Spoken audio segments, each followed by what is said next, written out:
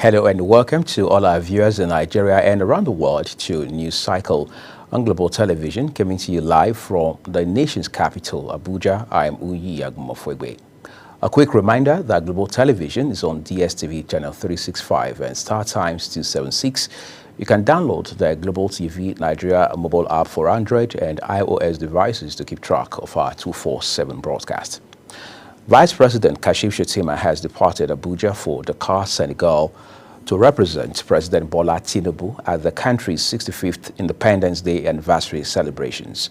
Stanley Nkwocha, Senior Special Assistant to the President on Media and Communications in the Office of the Vice President, stated that Shettima's attendance at the event is in honor of an invitation extended to the President by Senegalese President Faye based on the mutual relationship between both countries. And back home, Edo State's Governorship Election Petition Tribunal in Abuja has affirmed Monday Okpebholo of the All Progressives Congress APC as the valid winner of the September 21 governorship election. The three-member panel, led by Justice Wilfred Bochi, dismissed the petition filed by the People's Democratic Party, PDP, and its candidate, Dr. Aswirime Ighodalo. The tribunal ruled that the petitioners failed to prove their allegations of overvoting and upheld that Okpebholo secured the highest number of valid votes. The Nigeria Police Force has urged Nigerians to continue to celebrate officers of the force for their contributions to safety of lives and property. This is as the force assured its readiness for the first ever National Police Day on April 7, 2025 at Eagle Square in Abuja. Queen Agaba has details. Established by President Bola Ahmed Tinubu in November 2024, the event will witness recognition of the sacrifices and achievements of police officers in safeguarding national security. Force Public Relations Officer ACP Olumuyiwa Adejobi, while addressing journalists in Abuja, reaffirmed the commitment of the Inspector General of Police, IGP Kayode Egbetokun, to professional excellence and public service. Police IGP Olukayode Adeolu Egbetokun, PD, NPM, reaffirms the force's commitment to professional excellence and public service. As preparations for this landmark occasion gain momentum, the IGP calls on Nigerians to join in celebrating the gallant officers of the Nigeria Police Force and their immense contributions to national security. The National Police Day stands as a testament to the resilience, dedication, and courage of police personnel and serves as an inspiration for future generations to uphold the highest ideals of service and integrity. He announced that the celebration will run from April 2nd to April 7th, featuring humanitarian activities such as medical outreaches, community engagement, and security exhibitions. According to him, from April 2nd to April 6th, police commands nationwide will conduct outreach programs, while an exhibition on April 4th at Eagle Square will highlight locally manufactured security equipment, showcasing the NPF's commitment to local content and ICT-based policing. National Police Day is designed to celebrate the dedication, sacrifices, and achievements of the Nigeria Police Force in ensuring national security. It will provide a platform to recognize the force's pivotal role in safeguarding lives and property, while reinforcing public trust and collaboration in maintaining law and order. He urged Nigerians to celebrate the officers' contributions to national security, emphasizing that National Police Day symbolizes their resilience, dedication, and courage. For Global Television, Queen Agaba reporting. Thank you, Queen Agaba. Imo State's Governor Hope Uzodimma has sworn in the acting chief judge of the state and two newly appointed commissioners. The ceremony, which took place at the Government House in Owerri, the state capital, underscores the governor's commitment to strengthening the judiciary and executive arms of government. Our correspondent, Samarachi Ibe, now reports. In the ceremony, Governor Uzodimma charged the newly appointed officials to uphold the principles of justice and service delivery in their respective offices, noting that their appointment is based on merit and the need to enhance governance in the state. The governor charged them to remain dedicated and accountable to the people of the state. This opportunity to call on all our judicial officers to see their mandate as a sacred mandate, to do only those things that will be acceptable to both God and man, to always discharge their duties with the fear of God, and bring justice and equity to the people of Imo State. Speaking on behalf of the newly appointed officials, Justice Nnamdi Nzoku, the acting chief judge, pledged to discharge their duties diligently and support the government's developmental agenda. We must forge ahead and work assiduously for the strengthening of the third arm of government and assuring Your Excellency that he will find in us dependable allies. Promise to abide by the oath of office to which I just subscribed, to discharge my duties accordingly, while assuring that I will strive to maintain a cordial relationship between the executive and the judiciary. With these appointments, Governor Uzodimma reaffirmed his administration's commitment to effective governance and institutional reform in Imo State. From Government House, Owerri, Amarachi Ibe, reporting. The federal government has announced the immediate reopening of the independent bridge Ahmadu Bello Way marine bound to vehicular traffic. Minister of Works Dave Umahi announced this in a statement by the Federal Controller of Works in Lagos, Olukorede Kisha. The government had announced the closure of the bridge starting from April 1 for essential maintenance and rehabilitation works. We now turn to Benue State, where the governor, Hyacinth Alia, says his administration is committed to supporting locally made products to promote indigenous innovation and boosting industrialization in the state. The governor stated this at the 2025 exhibition for local investors held at the IBB Square in Makurdi, the state capital. Correspondent Felicity Indere tells us more. The Benue State Governor has continued to deepen diplomatic ties and attract strategic investment. Governor Hyacinth Alia also noted that he is committed to industrializing the state to boost economic prosperity, reduce unemployment, and foster self-reliance. The governor further called on the federal government and corporate bodies to partner with the local innovators through patronage of their products. This event is a great milestone in our journey towards economic rejuvenation, self-sufficiency, and industrial growth.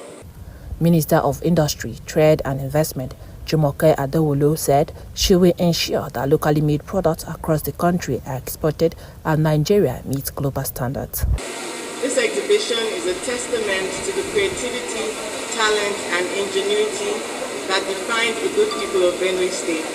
It reflects the spirit of resilience and innovation that defines the indefatigable entrepreneurial energy of this great state. Igboko-based inventor Jacob Andonatio said he has invented a multi-purpose tractor to assist farming. The exhibition witnessed the display of products manufactured within Benue State and the showcasing of such creative efforts, which include agro and food processing, leather, fabrics, ceramics, arts and crafts, as well as software development. From IBB Square in Makurdi, Felicity Indere reporting for Global TV News. Thank you, Felicity. The Central Bank of Nigeria, CBN, has dismissed claims that it has introduced new 5,000 and 1,000 naira notes labeling the reports as false. In a statement posted on X, the Apex Bank debunked the rumors. The clarification comes amid widespread misinformation suggesting that the regulatory institution plans to roll out high-denomination banknotes to reduce cash handling costs and improve liquidity management. This is Global Television. You're watching the live broadcast of News Cycle with Uyi Agumofwegbe. When the news returns shortly, Syria condemns unjustified Israeli airstrikes as tensions rise over Turkey. Details of these coming shortly, plus business and sports stories on the flip side of this broadcast. Do stay with us.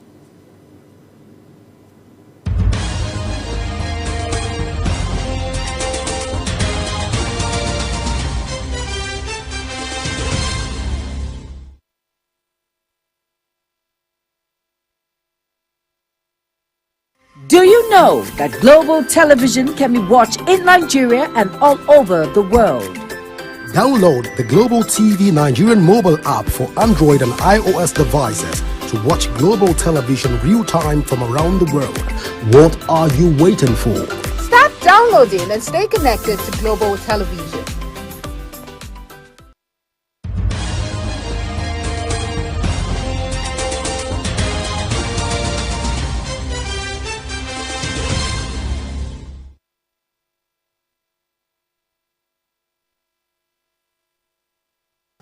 Thank you so very much for staying with us, everyone. The second part of this news broadcast now returns with business, where the World Bank has approved 3 funding operations for Nigeria, totaling $1.08 billion in concessional financing.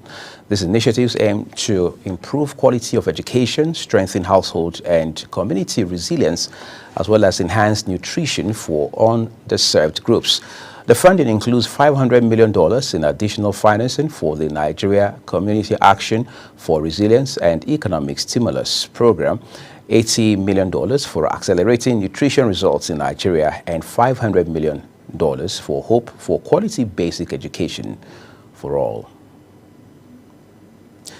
United States President Donald Trump has announced a baseline 10% tariff on all U.S. imports alongside sharper country-specific reciprocal tariffs aimed at the nations that impose steeper duties on American goods.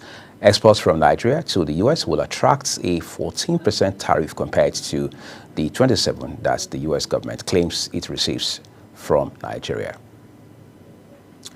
Meanwhile, the UN says the global artificial intelligence market is projected to reach $4.8 trillion, roughly the size of Germany's economy, by 2033, warning nearly half of jobs worldwide could be affected.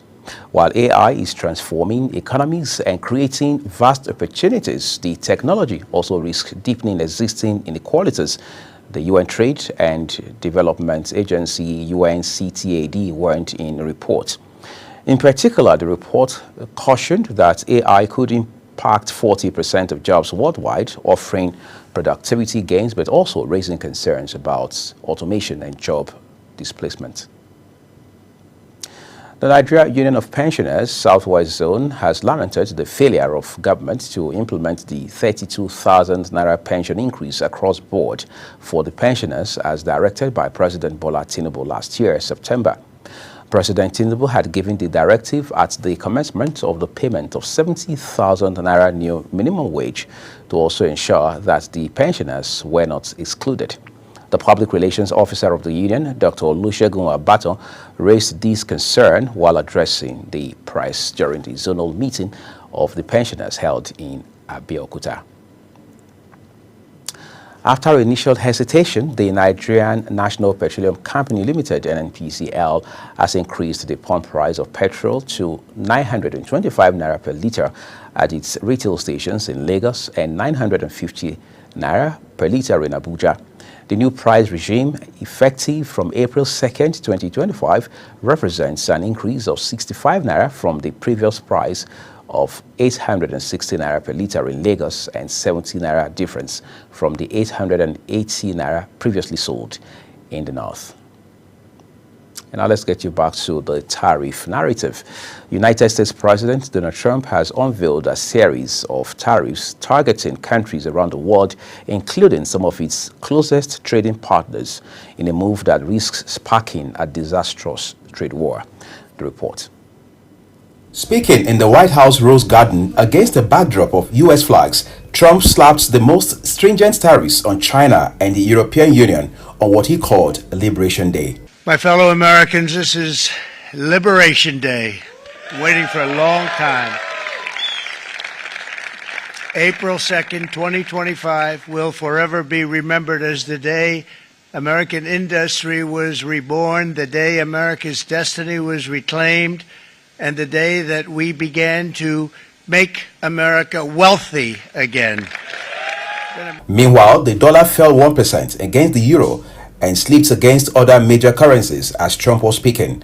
Trump reserved some of the heaviest blows for what he called the nations that treat us badly, including 34% on goods from superpower rival China, 20% on key ally, the European Union.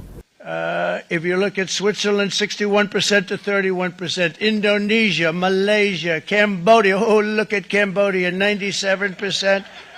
We're going to bring it down to 49. They made a fortune with the United States of America. United Kingdom, 10%, and we'll go 10%. So we'll do the same thing. South Africa, 60%, 30%, and they've got some. An audience of cabinet members as well as workers in hard hats from industries including steel, oil and gas whooped and cheered as Trump said the tariffs would make America wealthy again. Uyi Agbomofuegbe, reporting for Global TV.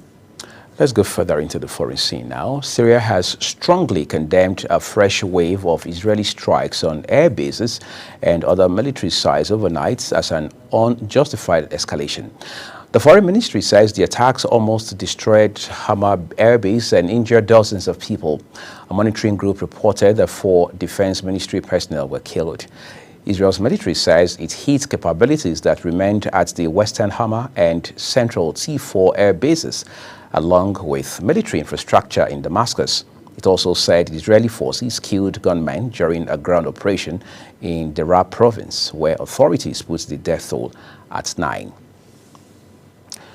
Hungary is withdrawing from the International Criminal Court, ICC, its government has announced. A senior official in Prime Minister Viktor Orban's government confirmed these hours after Israel's leader Benjamin Netanyahu, who is sought under an ICC arrest warrant, arrived in Hungary for a state visit.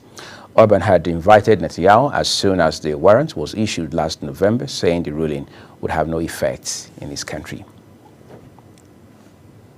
Myanmar's junta chief, Min Aung Hlaing, is in Thailand for a regional summit as his country reels from an earthquake that killed thousands and left cities in ruins. The earthquake in central Myanmar last Friday killed over 3,000 people and injured more than 4,000. That's according to the junta. Hundreds more are missing and the toll is expected to rise. Min Aung Hlaing arrived in Bangkok on Thursday on the eve of a summit that will gather leaders of the 7 countries that border the Bay of Bengal. His attendance, which was earlier confirmed by a spokesman for the Myanmar Army, will be unusual as sanctioned leaders are typically barred from these events.